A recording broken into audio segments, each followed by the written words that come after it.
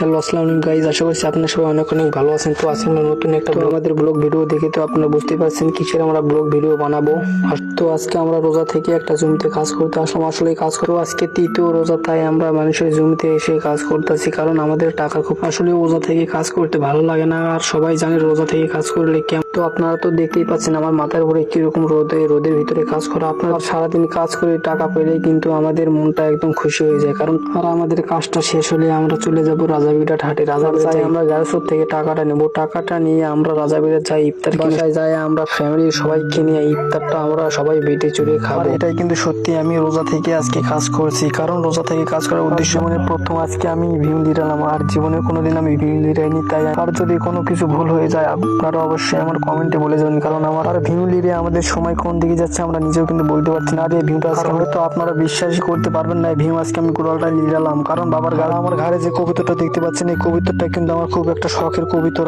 আমি যেখানে যাই আমার এই কবুতরটাকে নিয়ে আমি চলে যাই, কারণ আমার কবুতরটা খুব। তো এখন আমি কোমর চারা দিলাম, কারণ কোমর চারা দেওয়ার উদ্দেশ্য ছিল সারাদিন আমি ভিউ লিরে এলাম, সেই জন্য আমার কোমর। তো এখন আমার ভিউ লিরান শেষ, সেজন্য এখন আমি ভিউ থেকে তো এখন আমরা বিছন তুলতে যাচ্ছি, কারণ আমাদের ধানের অনেক কটা আর হালকা পাতলা আমরা এখন বিছনের সামনে এসেছি। তাই এখন কিন্তু আমার সাথে আমার শখের কবুতরটাও আছে, কারণ আর এখন আমি এসে পড়েছি আমার বিছনের কাছে। আমার বিছনগুলো দেখে আমাকে অনেক ভালো লাগছিল, কারণ আমার সবগুলো বিছন তাজা ছিল।